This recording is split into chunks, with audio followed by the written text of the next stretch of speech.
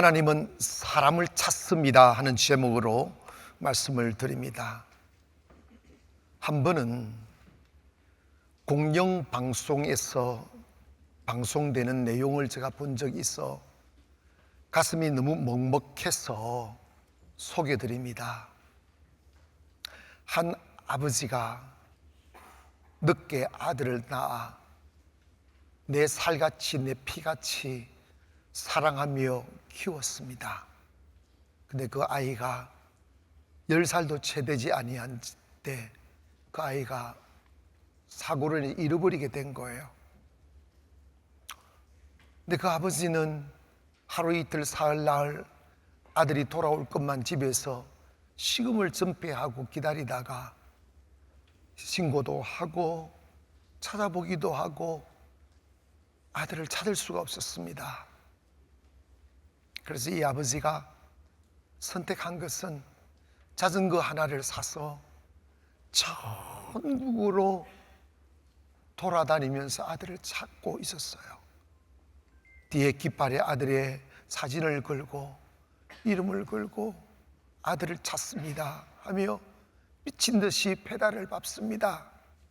지나가다가 자기 아들 뻘 되는 아이들이 보이면 속히 달려가 그 아이의 얼굴을 바라봅니다.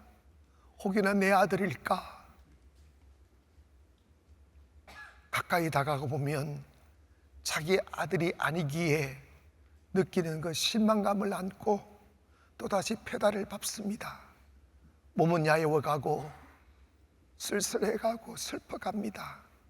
1년이 지나고 10년이 지나고 15년이 지나고 18년이 되었어도 그 지친 몸, 늙어가는 몸 다시 일으켜서 페달을 밟기 시작하는, 그래서 전국을 다니는 아들을 찾아 헤매이는 아버지의 모습을 보면서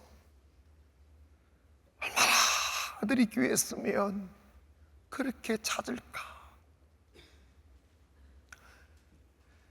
근데 성경에 보면 하나님이 하나님의 자녀를 찾으시는 내용으로 가득 차 있어요. 그 아버지가 자전거를 타고 이거리 저거리 헤매면서 얼마나 많은 아들들을 만났겠어요. 이 학교 저 학교 이 시설 저 시설 다닐 때 숱한 아들을 만났어도 그 아버지에게는 내 아들이 필요한 거예요. 이 땅에 60억의 인류가 살아가지만 하나님은 하나님을 닮은 하나님의 사람을 찾고 계시다는 거예요. 근데 슬픈 것은 세상 가득 사람들이 살아가지만 하나님을 닮은 하나님의 사람을 찾기가 그렇게 어렵다는 거예요. 그 마음을 시편 53편 2절에 이렇게 표현합니다. 하나님이 하늘에서 인생을 굽어 살피사 지각이 있는 자와 하나님을 찾는 자가 있는가 보려 한즉 각기 물러가 함께 더러운 자가 되고 선을 행하는 자 없으니 한 사람도 없도다. 그렇게 하나님이 하늘에서 굽어 인생에 사람들 중에 하나님의 사람을 찾으려 하여도 하나님의 형상을 닮은 사람이 없더라는 거예요. 기억하십니까? 하나님께서 번성한 도시 소돔과 고모라 땅의 죄의 창령함을 보면서 그 땅을 유황불로 태워 멸하시려 했을 때 마지막 아브람과 약속한 게 있어요. 이 셀 수 없는 많은 사람들 중에 단 10사람만이라도 하나님의 사람이 있다면, 의인이 있다면 그 사람 때문에 이 땅을 멸하지 않겠다고 하셨어요. 아브라함은 이 동네 저 동네 돌아다니며 그 사람을 찾았습니다. 그러나 불행히도 의인 10사람을 찾지 못하여 결국은 그 화려했던 도시가 유황불의 잿더미가 되고 말았습니다. 여러분, 하나님은 지금도 하나님의 사람을 찾습니다. 하나님의 마음에 드는 사람, 하나님이 마음 놓고 쓰실 수 있는 사람, 세워놓으면 자기 말하지 않고 하나님의 말씀할 수 있는 사람, 자기 고집 부리지 아니하고 하나님의 뜻대로 순종해 줄 수 있는 그 사람을 찾습니다. 하나님의 눈은 전 세계로 향합니다.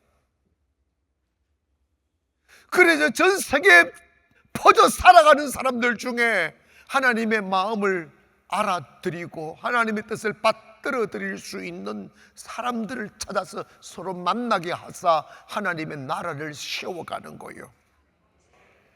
오늘 본문에 보면 고넬료라는 사람과 베드로에 대한 이야기가 나옵니다. 사도행전 10장 1절에 가이사랴에 고넬료라 하는 사람이 있으니 이달리아 부대라 하는 부대의 백부장이라. 그가 경건하여 온 집안과 더불어 하나님을 경외하며 백성을 많이 구제하고 하나님께 항상 기도하더니 하루는 제9시쯤에 되어 환상 중에 밝히 보매 하나님의 사자가 들어와 이르되 고넬료야 하니 고넬료가 주목하여 보고 두려워 이르되 주여 무슨 일이니까? 천사가 이르되 내 기도와 구제가 하나님 앞에 상달되어 기억하신 바 되었다고 했어요. 이 고넬료를 소개하는데 고넬료는 백부장이다. 로마 군대의 중대장급 이상 되는 그런 백부장이었고 그가 경건하고 하나님을 경외하고 구제하고 기도의 사람이었다라고 소개를 합니다. 그래서 하나님이 이방인이지만 그가 언제 복음을 받았는지는 모르지만 하나님을 경외하는 그 기쁨이 몸에 다 배어져 있는 거예요. 믿음이 두터웠다는 거예요. 그래서 하나님이 고넬료를 쓰시려고 부르시는 거예요. 사랑하는 여러분, 오늘 저와 여러분이 우연히 이 자리에 앉아 계시거나 예배자로 계신 게 아니에요. 하나님이 여러분을 쓰시려고 콜링하신 거예요. 이 콜링 속에는 구원으로의 초대와 사명으로의 초대가 함께 있는 것이에요.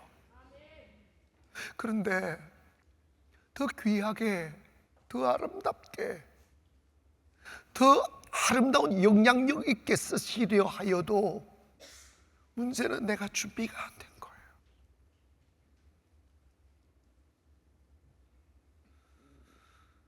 하나님은 지금도 눈물겹게 18년 전 잃어버린 아들을 찾아 헤매이는 아버지처럼 오늘도 주님은 여러분을 찾습니다. 내 마음에 합한 자 말이에요. 하나님은 하나님의 마음에 합한 자를 찾으셔서 그 사람을 쓰시는 거예요. 하나님의 일을 하실 때에는 혼자 두지 않아요. 세계 각처에 눈이 탁 계시니까 하나님께서 딱 보시기에 합당한 사람들을 보시고 하나님의 중심에 마음에 드시면 그 사람끼리 서로 만나게 해주시는 거예요. 만나게 해주셔서 주의 일을 이루게 하시고 하나님의 나라를 세워가는 거예요.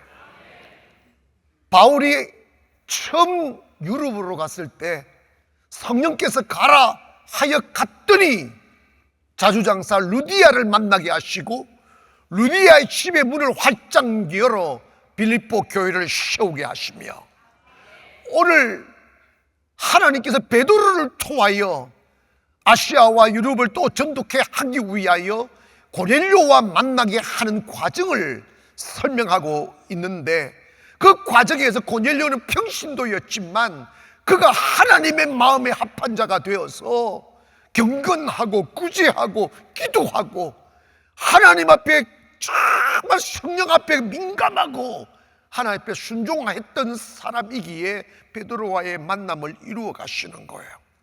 구체적으로 기도하는데, 베드로가 있는 무두장이 장사 시몬 집에 있다고까지 유숙하면서 쭉 그 집은 해변가라까지 말씀하면서 베드로를 찾아가게 만듭니다. 22절 보니까 백부장 고넬료가 의인이요 하나님을 경외하는 사람이라 유대 온 족속이 칭찬하니 그가 거룩한 천사의 지시를 받아 당신을 그 집으로 청하여 말을 드리려 하니라. 고넬료는 정말 귀가 열렸어요. 여러분, 정말 기도하시다가 말씀 듣다가 신앙생활 하시다가 여러분 어두운 귀가 열려주기를 원합니다. 하나님의 말씀에 민감할 수 있어야 돼요. 귀가 어두워버리면 천둥이 저도 못 들어요. 근데 하나님의 성령의 말씀은 바람결의 말씀이에요. 꽃 한 송이를 통하여 말씀해요. 영이 열려야 되고, 민감한 영성을 가지려면 여러분의 탐욕과 욕심을 버려야 돼요. 그래야 주의 말씀이 들려옵니다. 고넬료는 주의 천사들의 말씀을 듣고 움직이기 시작하는 거예요. 그래서 24절 이튿날 가이사랴에 들어가니 고넬료가 그의 친척과 가까운 친구들을 모아 기다리더니 마침 베드로가 들어올 때에 고넬료가 맞아 그 팔 앞에 엎드려 절을 하니 라고 하며, 고넬료가 베드로를 청하여 자기 집에 모시고 올 때 친히 모시기 시작하더라는 거예요. 베드로는 당시 목사고 고넬료는 집사인지 몰라요. 평신도니까. 그런데 여러분, 하나님의 사람들, 평신도들, 목회자든 간에 하나님의 뜻을 이루려 할 때 하나님이 각 처에 준비된 그루터기를 준비하시고 만나게 하시고 그 일을 이루게 하심을 믿기를 원합니다. 제가 젊은 날 배움으로 목회하다가 다 망가지고 모든 것을 잃어버리고 기도원에 들어가 금식하면서 죽음을 각오하고 세월을 보낼 때 17일 날 주님이 저에게 다가오시고 말씀하시고, 그 다음에 18일 날 제가 금식하는 차에 춘천으로 가게 하셨어요. 금식하면서 춘천 가서 집회를 했는데 그곳에서 하나님의 사람을 또 만나게 하시고 거기서 가난이 시작이 됩니다. 그리고 하나하나 가난을 일기우는 걸 보니까 저는 아무 인맥도 없고 배경도 없고 그냥 다윗같이 시골떼기에 불과한 저였는데, 하나님이 기도하고 하나님만 바라보니까 하나님이 이렇게 만남의 계기들을 허락하시더라고. 성령 여러분, 삶을 걱정하고 내일을 두려워하시는 것은 여러분이 여러분의 인생을 경영하니까 그런 거지, 고넬료처럼 베드로처럼 바울처럼 성령님이 인도하시는 대로 인생을 걸으려 마음만 잡수신다면 여러분의 미래에 대하여 걱정할 이유가 하나도 없어요. 하나님이 예비하심을 믿기를 바랍니다. 여러분의 영성과 인격과 믿음만 다듬어야지, 이거는 결코 다른 사람이 해줄 수 있는 게 아니에요. 여러분 스스로 해야 돼요. 하나님 앞에 무릎을 꿇어야 된다 이 말이에요. 내가 무너져야지, 내가 죽어야지. 하나님은 똑똑한 사람 안 써요. 교만한 사람 쓰지 않아요. 잘난 사람 쓰지 않아요. 다 가져도 하나님 앞에 무릎 꿇은 사람을 쓰신다고요. 하나님, 나는 없습니다.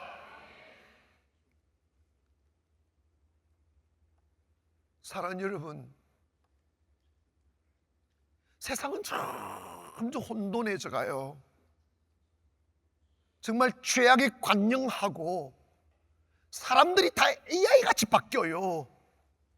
무슨 말이 튀어나올지, 저 사람이 무슨 행동을 할지 예상하지 못하는 불안한 시대고 바뀌고 있습니다. 이 시대를 두고 볼 것이냐고요. 하나님의 사람들이 일어나야지.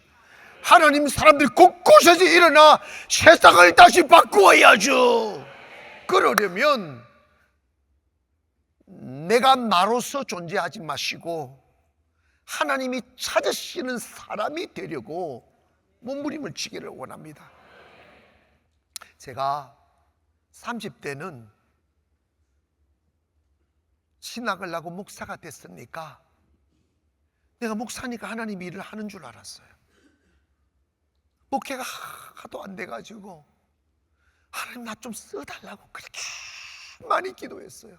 하나님 나를 좀 써달라고. 그런데 기도하는데 쓰지를 않아요. 오라는 데도 없고 갈 곳도 없고 정말 쓸쓸한 시간들을 가졌어요. 그래서 제가 착각한 거예요. 내가 목사니까, 내가 재주 있으니까, 내가 이만큼 됐으니까 하나님 쓰시겠지. 그런 거예요. 이게 착각이에요. 여러분, 학교 공부했다고 쓰시는 하나님 아니에요. 돈 좀 있다고 쓰시는 게 아니에요. 재주 있다고 쓰시는 하나님이 아니에요. 이해가시면 아멘. 내 영혼이 다듬어져야 돼요. 내가 죽어야 된다고요. 그 이후에 제가 한 10년 동안 얼마나 하나님 날 죽이는 훈련을 한지 몰라요. 내가 살려 하면 살 수 없는 지경에 이르렀어요. 나는 없습니다, 나는 죽었습니다 라고 하여야 숨을 쉴 수 있는 여건에다가 몰아넣었어요. 사랑하는 여러분, 최소한 우리는 하나님이 써주시는 사람 될 수 있기를 원합니다. 그러기 위해서는 하나님이 여러분을 안 쓰시는 게 아니라 쓸 수 없으니까 못 쓰시는 거예요. 다시 말씀드립니다. 하나님이 여러분을 안 쓰시는 게 아니라 쓸 수 없으니까 못 쓰시는 거예요. 왜? 세상적으로는 버저리 옷을 입고 있지만 내면에 들어가면 내면이 썩어 문드러져 있어요. 생명이 없어요. 생기가 없어요. 무엇보다도 하나님의 형상이 사라져 버렸어요. 하나님은 내 외투를 쓰시는 것이 아니라 하나님은 내 중심을 쓰십니다. 하나님은 내 영혼을 쓰십니다. 다듬어진 믿음을 쓰신다고요. 다른 사람들의 잘됨을 부러워하고 시기 질투하지 마시고 왜 하나님이 그 사람을 쓰시는지를 고민하시라고요. 저 사람에게 뭐가 있는지를 고민하시라 이 말이에요.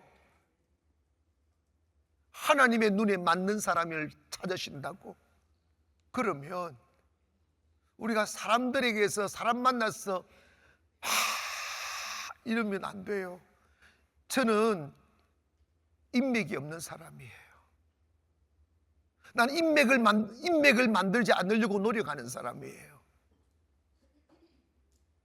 나는 뭐가 있어요? 신맥 하나만 잡으려고 해요. 수맥이 아니고 뭘? 살아보니까 사람한테 기대고 사람 자랑하고 사람 앞세우는 거 하나님 싫어하시더라고요. 그래서 주님이 다 끊게 하셨어요. 제가 훈련 받을 때 정말 아무도 못 만나게 하셨어요. 전화 다 끊고 고립되게 하셨어요. 그걸 통하여 하나님만 볼 수밖에 없게 만드시더라고요. 사랑하는 여러분, 있지 않습니까? 교회 오셔서 내가 신앙생활 몇 년 했니? 내 이 교회에 무슨 직분이 있니? 이거 아무 중요하지 않아요. 하나님의 마음에 드는 사람이 되어야 돼요. 하나님에게 딱 지킴을 받아야 돼요. 내가 너를 I appointed you, 내가 너 지명했다, 내가 너를 딱 뽑았다는 거야. 그 사람이 누굴까요? 화려한 곳에서 자기 이름을 내려하는 사람이 아니라 아무도 없는 골방에 들어가 그 어둠 속에 자기 몸을 맡기고 주님의 숨길을 느끼려 하는 사람이에요. 고독과 외로움과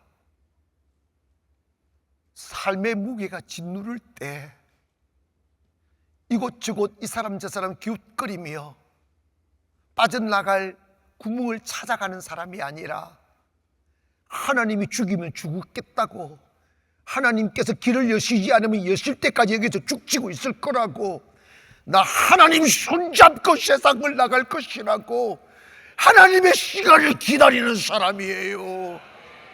그 기다림 속에서 오는 고독을 견뎌내야 되고 불안과 답답함을 견뎌내야 되는데 그 산을 못 넘어요. 불안해서, 두려워서, 배고파서 막 뛰쳐나가요. 인생을 땜질하면 안 돼요. 인생을 정도로 가야만 합니다. 하나님을 만나기를 원합니다. 하나님을 얻은 뒤에 주의 일을 해야지. 내 안에 하나님이 여기 없는데 주의 일 하면 막이지다는 거예요. 왜 교회가 무너집니까? 내가 무너져 봐서 알아요. 저는 문을 닫아봐서 안다고요. 한 가지예요. 하나님으로 살지 않고 제주로 살려왔고 중심이 삐뚤어졌어요. 중심.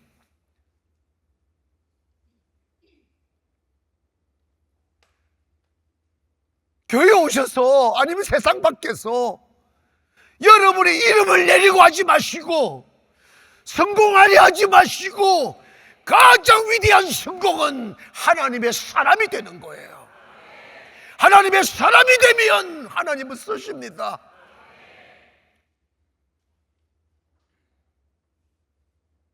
여러분, 얼마나 내 자신의 무능함과 무지함과 완악함과 내 자신의 어두움을 보고 울어보셨습니까? 얼마나 내 자신의 죄성과 탐욕과 이 더러운 근성을 빼내기 위하여 몸부림을 쳐보셨습니까? 끝없이 자신의 부족함과 어둠은 덮어버리고 다른 사람들 헌담하면서 자신의 어둠을 정당화하려는 마귀 근성을 빼내야 돼요. 나를 주님의 빛 앞에 내놓아야지.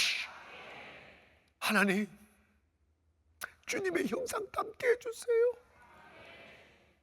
사랑하고 싶은데 사랑이 없습니다. 용서하고 싶은데 용서가 안 됩니다. 순종하고 싶은데 내 자신의 굴복이 안 됩니다. 믿고 싶은데 의심이 듭니다. 하며 자신의 어둠을 주 앞에 내어놓고 몸부림을 치면서 나 이 일그러진 인격을 하나님의 형상으로 빚어갈 생각은 안 하고 교만 가지고 주의 일 하려고 하니까 마귀한테 한 방에 무너지는 거예요. 교회에 오셔서 말 한마디에 객 꼬꾸라지는 사람들이 많아요. 뭐 한다고 교회 왔는데 칭찬 들으러 오셨냐고요. 교회는 내가 죄인임을 알기 위해서 오시는 거예요. 근데 왜 의를 자랑하려고 그래요? 언제까지 손가락 빨아야 하며 언제까지 화려한 옷을 입고도 어두운 삶을 살아야 하느냐 이 말이에요.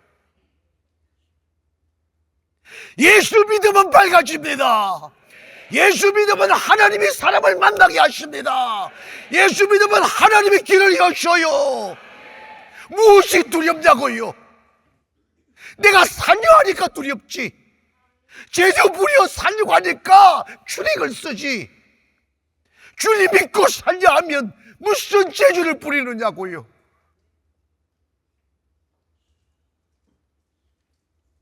제가 이 교회를 지을 때 전 성도한테 선포한 게 있어요.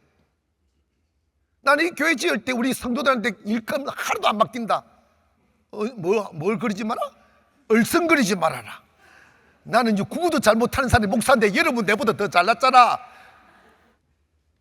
여러분 왜 제가 그런 줄 아십니까? 한국 교회에 보니까 조그마한 공사만 있어도 첫째로 목사님이 인정을 베푸는 거야. 아이고 저 집사님한테 주세요. 조금이라도 생활에 도움을 줘야 되겠다. 그 인정이에요. 그 나쁜 건 아니지만 인정이에요. 그리고 서로 막 하려고 질투하고, 그리고 내가 교회 우리 집에 내가 했다 이 말 마음하고 하는 사사로운 인간적인 막 생각들이 있어서 교회가 아수라장이 돼요. 이 사람 좀 이 사람 삐지고, 저 사람 좀 저 사람 삐지고. 근데 뭘 못 보느냐 하면 하나님의 축복을 못 봐요. 여러분 있잖아요, 여러분이 예수 믿고 은혜 받으면 세계가 여러분이 일터예요. 온 세상이 다 내 것이라고요. 왜 작은 일 때문에 하나님을 잃어버리느냐고요. 왜 우리 교회를 지을 자금이 없는 줄 그렇게 안 하니까. 저는 확실히 믿어요. 우리 하나님 형상 닮으면 하나님이 축복하는 것을 믿습니다. 어떻게 하면 하나님이 쓰시는 사람이 될 수 있을까를 고민해야 돼. 그 고민은 뭔지 아십니까? 나와 싸워야 돼요. 내 안에 악과 싸워야 돼요. 내 안에 어둠과 싸워야 돼요. 제가 피가 터지듯, 여러분 목사는 하나님 안 쓰시면 배고파요. 갈 곳도 없고 얼마나 외로운데요. 그러니까 거기서 벗어나려고 목이 터지라 기도하는 거예요. 하나님 나 좀 써달라고. 안 쓰셔요. 교회가 붕대는 것도 아니고 몇 사람 안 되는 교회들도 맨날 속속에서 저것들끼리 싸워쌌고, 조금 몰면 싸우도 또 떠나가고, 몰면 싸우도 떠나가고. 아이고. 근데 저는 그때 제가 아직 부족해서 그렇다는 사실을 몰랐어요. 내가 목사하면 다 된 줄 알았어요.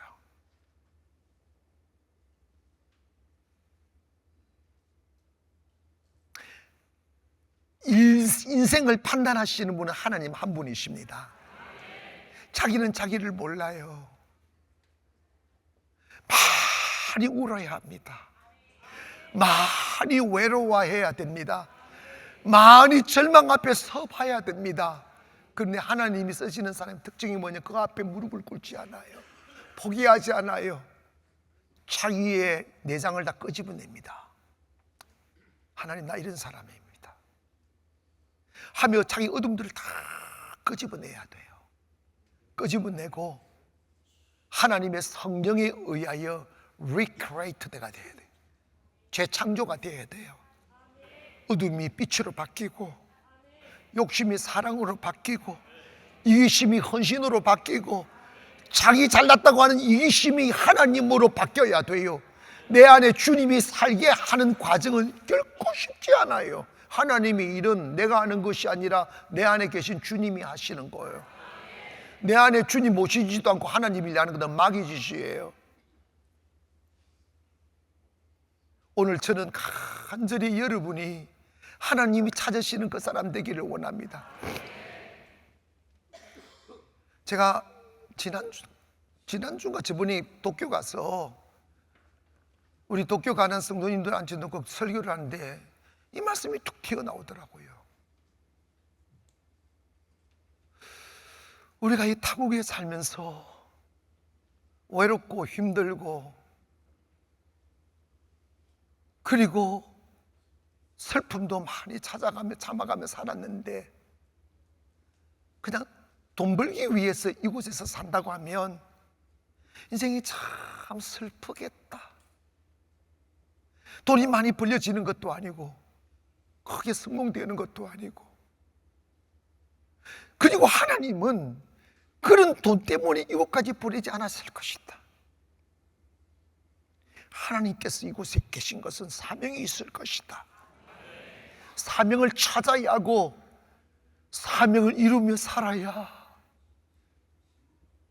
인생의 석양 앞에 섰을 때 그렇게 슬퍼하지 않고 웃는 얼굴로 석양을 맞이하지 않겠는가? 저희들은 어떻습니까? 우리가 돈 때문에 산다 하면, 출세 때문에 산다 하면 벌리지 아니하고 올라갔다가 떨어지는 그 슬픔을 안고 또다시 우리가 노를 져야 합니까?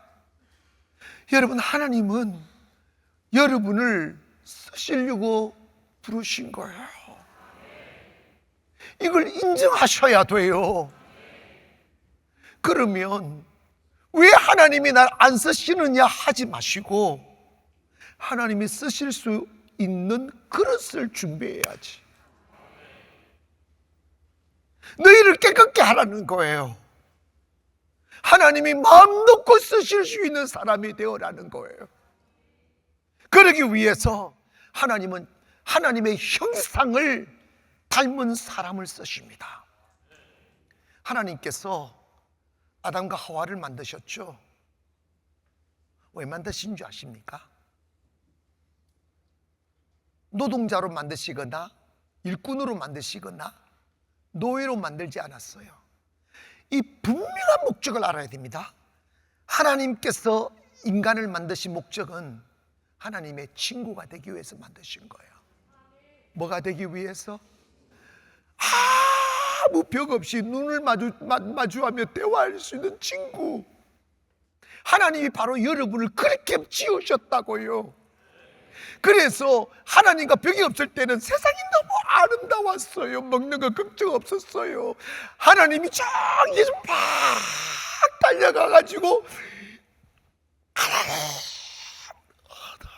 그리고 하나님이 다 하나님 오남 그 사랑스러움이 가슴에 확 스며들 때 하나님이 내가 너를 지으니 너무 행복하다 이래야 되는데 이놈의 아담과가 선악과를 따먹었네, 불순종했네. 이런 봐봐요. 하나님 말씀이 불순종하니까 나타난 현상이 뭐냐면 하나님 형상이 파괴된 거예요. 하나님 형상이 파괴된, 하나님과 달라져 버리는 거예요. 하나님과 생각이 달라져요. 감정이 달라져요. 가치가 달라져요. 하나님의 성품이 사라져요. 하나님만 기다리고 하나님 가까이 지냈던 그 행복한 시간이 사라지고 이 우주에 아담과 하나님 단둘이만 있었는데도 하나님을 피해 도망다니고 있어요. 하나님과 멀어집니다. 하나님이 찾아다 눈길이 보면 달려가야 될 거가 기둥 뒤에 숨어요. 이거 여러분 마귀가 끼인 거예요. 선악과 따먹은 거라고요. 여러분 오늘 이 시간 하나님의 형상을 회복하기를 원합니다. 하나님이 너무 슬펐어. 너무 아팠어. 제사장을 보내고 율법을 주고 선지자들을 보내고 목사들을 보내도 마귀가 뿌려놓은 그 죄의 그 바이러스가 얼마나 강한지 하나님의 거룩한 형상을 회복하지 못하고 잡초가 내 안에 가득 계속 줄어드는 거예요. 한번 해봐라고, 한번 일어나 보라고, 한번 회개해 보라고, 한번 거룩함을 꿈꿔 보라고 기회를 주셔도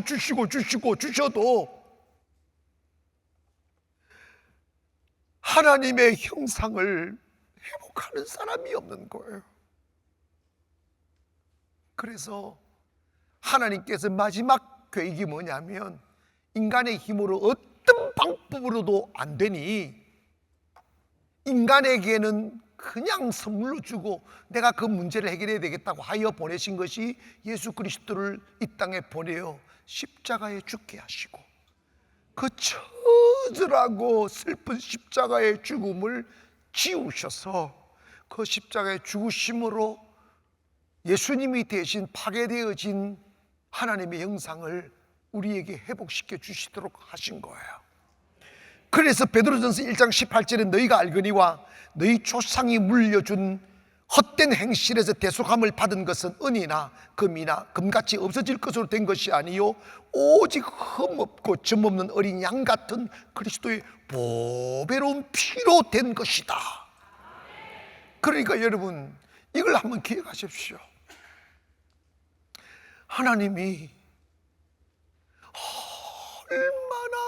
얼마나 상실되어진 하나님의 형상을 다시 회복하여 여러분을 친구 삼기를 원하고 다시 하나님의 자녀 삼기를 원하시는지에 대한 몸부림이 십자가의 죽으심이에요. 얼마나 아팠을까, 얼마나 슬펐을까. 저는 찬양 중에 나의 십자가 고통, 해산의 그 고통으로 내가 너를 낳았으니 나의 십자가 고통 내 산의 그 고통으로 내가 너를 낳았으니 너는 내 아들이라 오늘날 내가 너를 낳았도다 너는 내 아들이라 나의 사랑하는 내 아들 힘들고 지쳐 난방하고 넘어져 순간에 거기 하세요 너희를 알리 소용없을 때에 조용히 다가와 손 잡아주시며 나에게 말씀하시네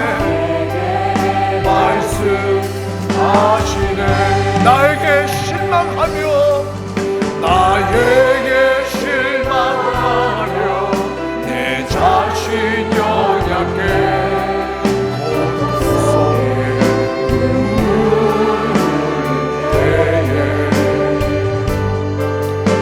자국난 그 손길 눈물 닦아주시며 나에게 말씀하시네 우리 가슴 활짝 열고 너는 내 아들이라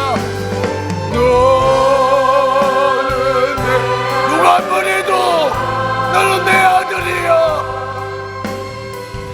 오늘날 내가 너를 낳았구나 너는 내 아들이라 나의 사랑하는 나의 십자가 고통 나의 십자가 고통 내 산의 그 고통으로 내가 너를 낳았으니 너는 내 아들이라 오늘날 내가 너를 낳았구나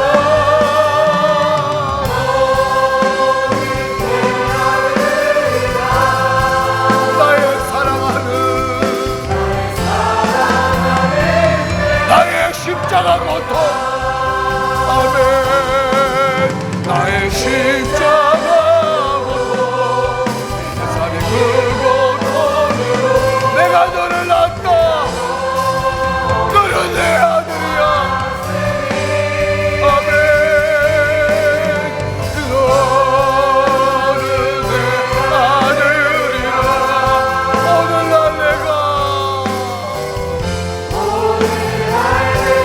내가 너를 낳았어요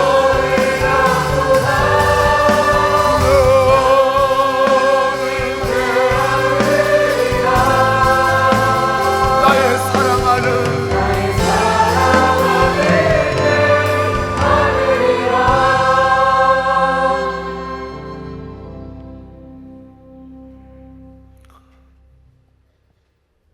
요즘 중고등학생들이 전자담배를 그렇게 많이 피운대요. 근데 이 나쁜 어른들이 그 전자담배에다가 마약을 넣는다는 거예요. 아이들이 마약에 취해간다는 거예요. 그 사실을 안 부모들이 금쪽 같은 내 아들, 금쪽 같은 내 딸이 세상의 유혹 못 이기고 세상의 풍파를 못 이겼어. 세상 친구들 같이 그렇게 몰래 마약을 하며 자신들의 미래를 좀 먹고 가는 그 현실을 보면서 부모의 마음이 무너지기 시작하는 거예요. 삶이 무슨 의미가 있고 사는 것이 고통인 거죠. 하나님의 가장 큰 슬픔은 하나님의 자녀인 우리가 하나님의 형상을 파괴하는 거예요. 죄로 울룩지고 탐욕을 울룩지고, 가장 큰 슬픔은 하나님을 바라볼 때 기둥 뒤에 숨는 거예요.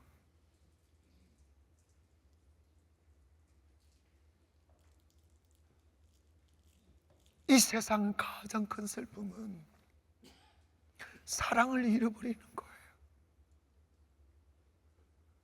하나님이 여러분을 사랑하심이 가볍게 젊은 청춘 애인 생각하듯 하는 게 아니에요.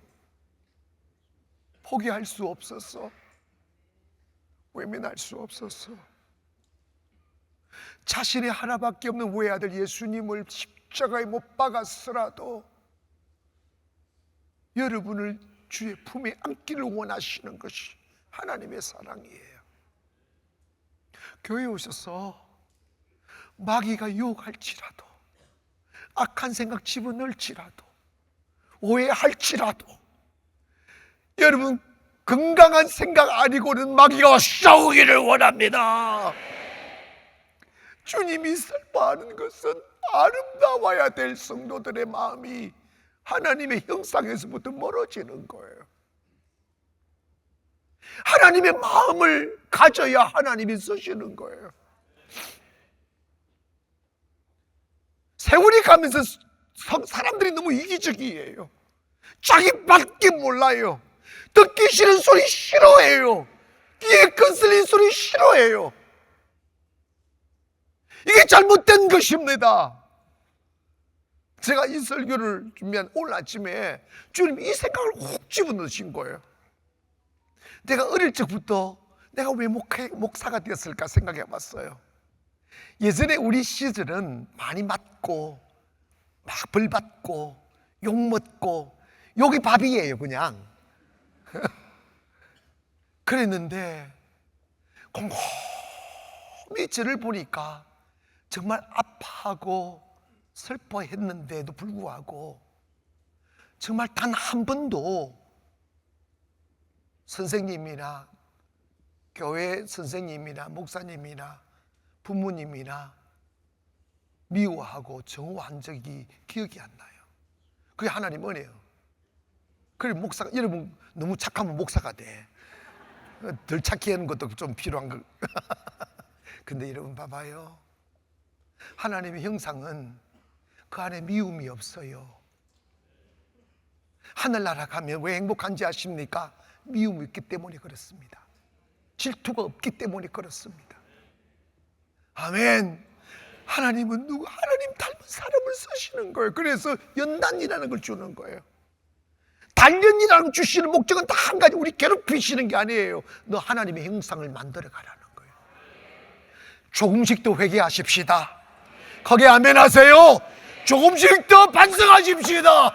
조금씩 더 거룩함을 사모하십시다. 하나님, 내 안에 악이 들어오지 않게 해달라고, 내 안에 어둠이 들어오지 않게 해달라고. 여러분 기억하세요. 하나님은 여러분 마음이 주의 형상이 파괴될 때 얼마나 통곡하고 우시는지 아십니까? 하나밖에 없는 아들이 문걸로 잠그고 마약을 하고 있을 때 그 부모가 무너지는 가슴이 얼마나 아픈지 아십니까? 교회에 오셔서 아무것도 신경 쓸 거 없어요. 누가 무슨 일 하니 아무 상관없어요. 가장 중요한 것은 지금 내가 하나님의 형상으로 닮아가고 하자는 몸부림이 필요한 거죠. 하나님은 재주 쓰지 않아요. 학벌 쓰지 않아요. 하나님의 형상을 쓰시는 거예요. 하나님의 형상. 여러분이 신앙생활 해가시면서 조금씩 바뀌어 가실 때 교만했던 사람이 겸손해지고, 욕심꾸러기가 섬길 줄 알고,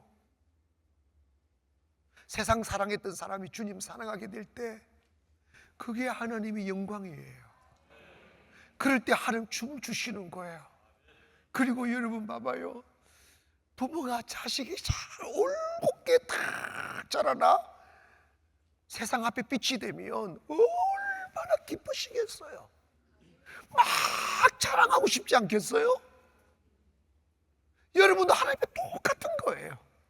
죄에 휘둘리고 방황하고 쓰러지고 자빠졌던 우리들이 은혜 받아 하나님의 형상으로 빚어갈 때 하나님이 얼마나 기쁘시겠냐고, 준비되면 하나님이 가장 귀하게 쓰시지 않겠냐고요.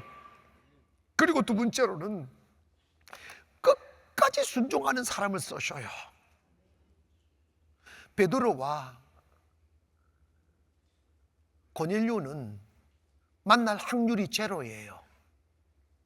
왜냐하면 사회적인 편견 때문에 유대인과 이방인은 만나면 안 돼요. 말도 섞이면 안 돼요. 지금도 그 풍습 가지고 있어요.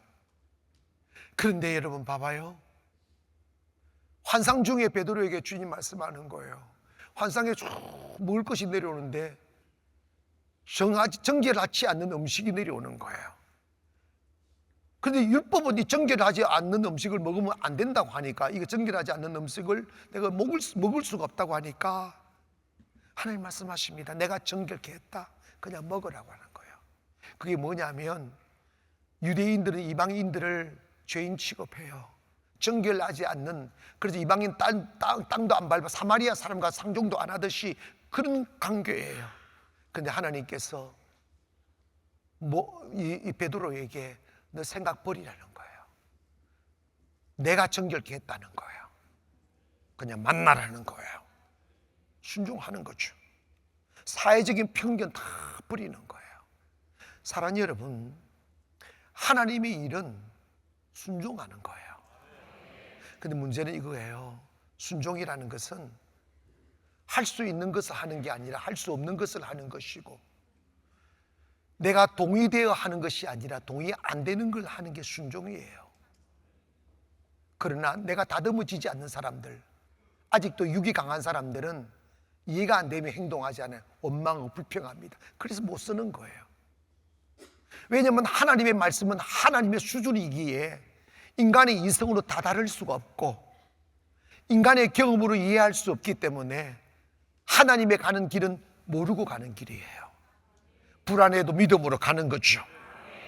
그래서 여러분, 우리가 하나님의 쓰임 받으려면 마음을 높은 데다 두면 안 돼요.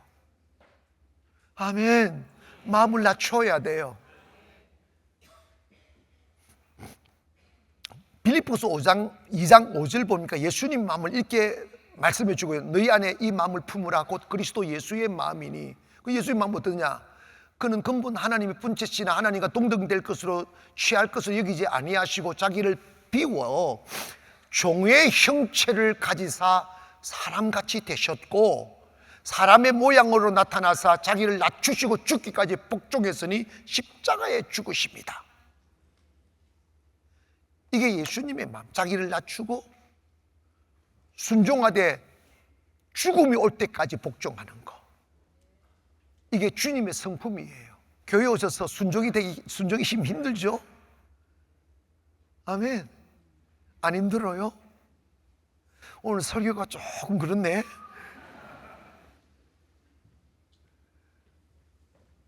여러분, 순종이 어려워요. 갈등이 있어요. 이해가 안 돼. 목사가 하는 행동이 말이 안 돼요. 자기 사회적인 관점으로 들으면 이게 목사가 하는 말이 희고맹랑하고 좀 그래. 그런데 성경을 읽어보면 이해되는 말씀 다 한 가지도 없어. 하나님 하시는 거예요. 여러분, 두 사람을 한번 잠시 생각해 보십시다. 사울 왕과 다윗 왕을 보십시다. 사울 왕은 첫 번째 왕이고 다윗은 그 다음에 왕이에요. 근데 사울이 처음부터 그런 사람이 아니었어요. 사울 하나님 마음에 들었던 사람이고 겸손한 사람이었어요. 난 그런 일 못하면 도망갔던 사람이었어요. 하나님의 마음에 들어서 세웠죠. 근데 문제는 뭐냐면 왕이 되니까 환경이 바뀌고 여건이 바뀌고 욕심이 들어오고 권력욕이 들어오는 거야. 내 거야 하는 것이 들어오는 거예요. 마음이 바뀌는 거예요. 자기 마음을 못 지키는 거예요. 그래서 결과가 뭐냐? 교만은 불순종을 낳습니다. 시작. 자기 왕, 내가 왕이야 이래 돼 버린 거예요. 결국은 불순종하게 되죠. 거역을 하게 되는 거죠. 사무엘이 사울에게 이르게 하면 당신이 하나님의 말씀을 버렸으므로 하나님도 당신을 버렸다고 그랬어요. 잘 새겨 들으세요. 여러분이 말씀에 순종할 때 하나님이 함께 하십니다. 불순종하면 하나님 버리셔요. 얼마나 허탈하고 얼마나 쓸쓸한지 아세요? 결국은 그 일로 인하여 사울 왕은 블레셋 전쟁에서 죽고 맙니다. 군사들도 죽고 완전히 가문이 멸망을 받아요. 근데 다윗도 똑같이 존재감 없는 목동에 불과했어요. 그게 왕이 되었을 때 다윗은 항상 그 마음을 하나님께 두었어요. 얼마나 겸손한지 몰라요. 근데 잘 기억하세요.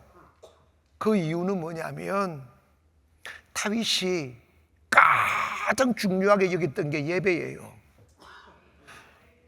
그리고 성령을 가슴에 모시고 사는 것이었어요. 두 가지를 예를 들겠습니다. 다윗이 도망 다닐 때, 사울에게 도망 다닐 때 가장 힘들어하고 슬퍼했던 것이 뭐냐면 불편한 삶을 힘들어한 게 아니었어요. 성전에 들어가 예배드리지 못한 것을 슬퍼했어요. 하나님, 나 언제 가서 성전에 들어가 하나님께 예배드릴 수 있습니까? 사랑하는 여러분, 저는 어떤 목사님들보다 예배를 강조하는 목사예요. 그 이유는 내가 사탄한테 한번 지어보니까 그 이유를 내가 하나님 앞에 매일 기도하지 않았어, 예배드리지 못해서 그랬다는 걸 또 알게 되고 주님이 요구하셨어요. 나는 너를 예배자로 지었다. 예배할 때 내가 그곳에 거한다. 예배하면 모든 삶이 풀립니다. 경제 문제 풀립니다. 부부의 문제 풀립니다. 가정 문제 풀립니다. 예배를 못 지켜내요. 왜 그런 줄 아십니까? 육을 못 이기는 거예요. 사울은 그걸 못 지켜서 망한 거고 다윗은 그걸 지킨 거예요. 또 한 가지는 다윗도 사람인지라 실수할 수 있어. 우리의 아내 바세바를 취한 사건으로 나단의 선지자의 책망을 받죠. 그때 그 내용을 시편 51편을 쭉 읽어보면 이런 것이 확 느껴져요. 다윗이 하나님 앞에 책망받을 때 뭘 두려워했는가를 볼 수 있어요. 사울처럼 왕이 잃어버릴까 봐 두려워하지 않았어요. 돈 잃어버릴까 봐 두려워하지 않았어요. 지위 잃어버릴까 봐, 세상 잃어버릴까 봐 두려워하지 않았어요. 다윗이 두려워했던 건 딱 한 가지예요. 하나님의 성령이 자기에게서 떠나갈까 봐만 두려워했어요. 이게 차이입니다.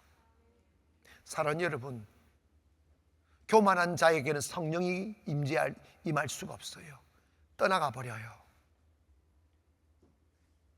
다윗은 끝까지 순종했어요.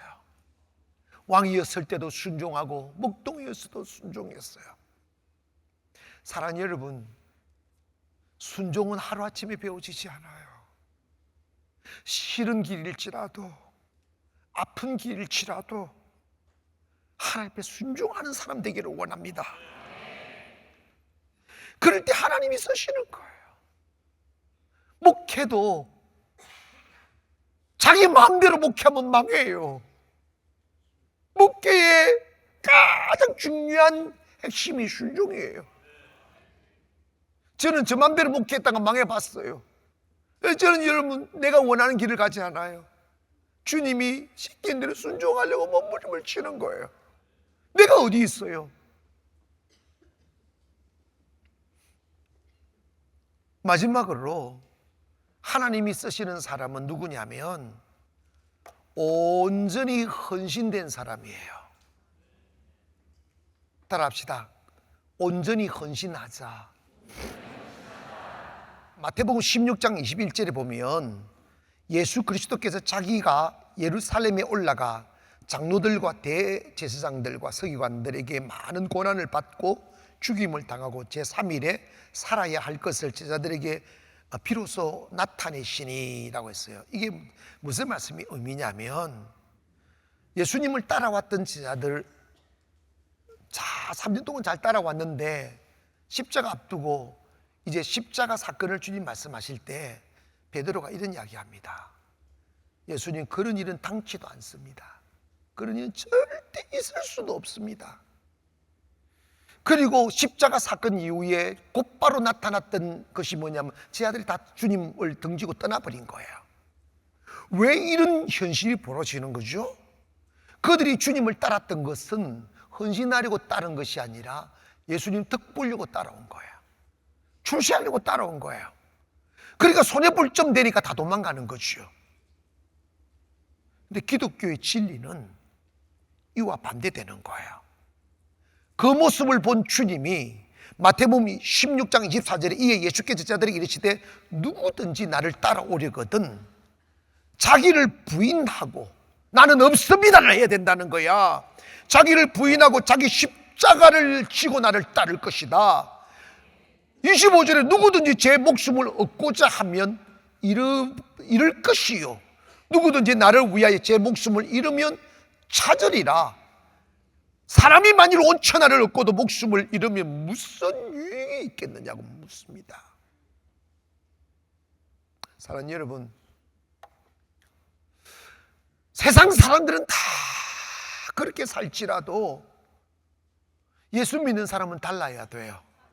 이게 뭐냐면 욕심으로 살지 말고 믿음으로 살아야 돼요. 한국 교회가 너무 잘못된 문화들이 많이 만들어져 있어요. 너무너무 이익을 너무 추구해요. 성공에 가치를 두고 있어요. 근데 문제는 사람이 인생이 내 마음대로 안 된다는 거예요. 여러분이 사업을 하듯이 목사는 목회를 하죠. 왜 하느냐가 중요합니다. 하나님의 축복을 받으려면 내 성공 위에 하지 말고 헌신하려고 하세요. 이게 정말 잘 안 돼요. 저도 한때 목회를 통해 성공하려고 했더랬어요. 안 되더라고요. 그래서 제가 20일 금식 끝난 뒤에 주님이 하신 말씀이 너 교회를 통하여 배부르려고 하지 말고 교회를 위해서 죽으라고 하셨어요.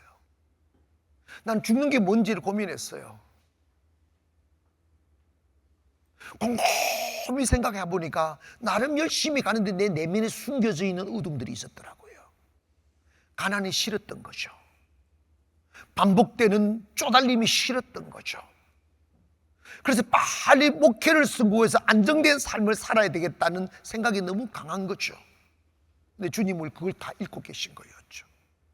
그게 현실이지만 그런 느낌을 받고 그런 가치를 가지는 것은 뭐가 없어서 그런 건 믿음이 없어서 그런 생각을 하는 거예요.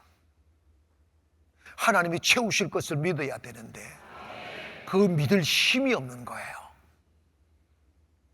그래서 주님, 제가 춘전 가난을 시작할 때 그렇다면 내가 죽고 한번 보자. 그래서 40일 금식하고 1년 동안 고만 내 몸을 한번 들여봤어요. 주님 그런 대로 시키 아무도 안 만나고 살아봤어요. 아무것도 없는 상황에서 살아보는데 하나님이 정말 감하게 보내시고 천사 보내시더라고요. 죽으려고 하니까 은혜를 주시더라고요. 아멘 합시다. 아무것도 계산하지 않고 한번 살아봤어요. 사라지더라고요. 더 잘 돼요.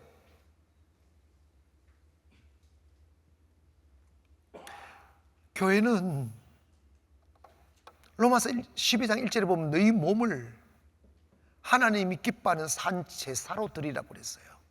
너희 몸을 하나님 기뻐하는 거룩한 산 제물을 드리라. 너희 이것이 영적 예배라는 거예요. 근데 여러분 교회 오셔서 제일 먼저 배워야 될 게 뭐냐? 헌신을 배워야 돼요. 뭐라고요? 헌신을 배워야 돼요. 내 몸을 드려야 돼요. 내 시간을 드려야 돼요. 제 물질을 드려야 돼요. 그걸 통과해야 돼. 그래야 복이 오는 거예요.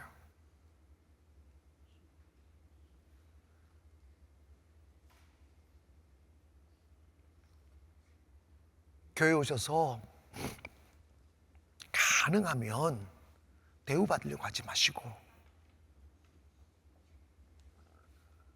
대접받으려고 하지 마시고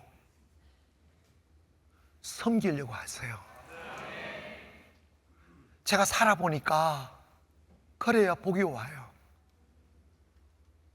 응? 저는 가능하면 어디 가서 뭐 할 때 강사비를 거의 안 받으려고 노력해요. 그냥 다 드리고 와요. 근데 하나님은 다른 데서 더 보상하셔요. 선교할 때나 학교 전혀 그런 생각을 안 해요. 그런데 여러분 사람한테 몇 푼 받으면 그거요 콩국물이에요. 하나님 앞에 충성하고 헌신하면 하나님은 사이즈가 커. 손이 커셔. 그래서 여러분 춘천이 세워지고 여기가 세우시는 거지 사람의 방법으로는 안 된다니까. 제가 세부 고아원 시작할 때 하나님이 정말 다른 사람 도움받고 하려고 하지 말고 네가 헌신하라고 하시는 사인들을 많이 주셨어요. 그래서 막 있는 거 없는 거 막 다 쏟고 없으니까 빚까지 내서 했더니 하나님이 그 다 세우게 하시더라고. 여러분 우리 맨날 주를 위해 산다고 말하잖아. 근데 헌신을 안 하려고 그래. 여러분 있지 않습니까? 저는 오늘 식사하러 내려가시면 제가 제일 보기 좋은 광경이 식당에서 설거지하는 남정네들이야. 식당에 가가지고 다 설거지하는 모습 보면 보기 좋아요. 나도 진짜 들어가고 싶은데 새 가족 때문에 못 들어가요. 시켜보세요. 내가 진짜 내 똥장군도 질 수 있어. 근데 여러분 헌신합시다. 주님은 헌신한 자를 쓰셔요. 높여주셔요. 할렐루야. 헌신한 자 높여주셔요. 결론을 이렇게 내립시다. 하나님은 지금도 사람을 찾습니다. 하나님은 마음이 합한 자. 아멘. 하나님 형상을 회복하려고 몸부림치는 사람, 그리고 순종하려고 몸부림을 치는 사람, 더 나아가서 하나님께 다 내 몸을 드리려고 헌신하려고 몸부림치는 사람을 하나님 크게 쓰시고 축복하신다는 거예요. 오늘 그 사람 되기를 원합니다. 기도하겠습니다.